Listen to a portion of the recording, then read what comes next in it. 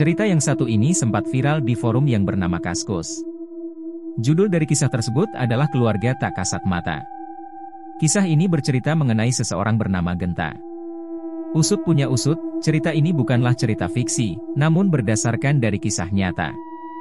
Cerita horor ini dialami langsung oleh Genta ketika masih bekerja di sebuah kantor yang ada di sebuah rumah tua di Yogyakarta.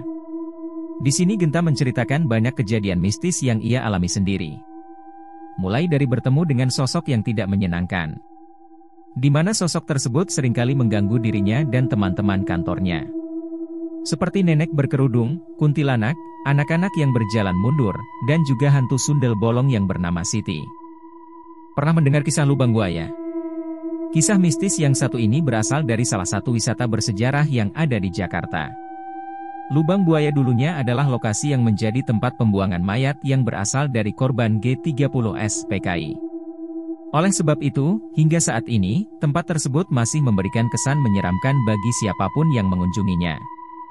Ditambah lagi, menurut cerita dari beberapa orang, ketika malam hari, di lubang buaya sering terlihat penampakan sosok tentara yang wajahnya berlumuran darah. Kisah yang terakhir adalah kisah seorang perempuan yang dibantu melahirkan oleh sosok makhluk halus. Awalnya, ada seorang ibu hamil yang datang ke rumah sakit untuk persalinannya. Pada akhirnya, ibu tersebut melahirkan dengan lancar dan selamat. Akan tetapi saat keluar dari rumah sakit tersebut, warga yang ada di sekitar rumah sakit bertanya kepada ibu-ibu tersebut. Sebab, ibu itu keluar dari rumah sakit yang sudah lama terbengkalai dan tidak beroperasi. Namun ibu tersebut dengan yakin menjawab bahwa ia masuk ke dalam rumah sakit yang benar, yaitu rumah sakit pada umumnya. Ada banyak dokter, perawat, pasien, dan lainnya. Tapi ternyata, rumah sakit itu sudah tidak beroperasi sejak lama dan dipindahkan ke lokasi yang baru.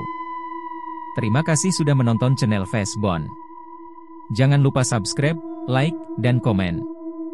Bagi teman-teman yang mempunyai cerita horor, silahkan hubungi kami jika ingin berbagi.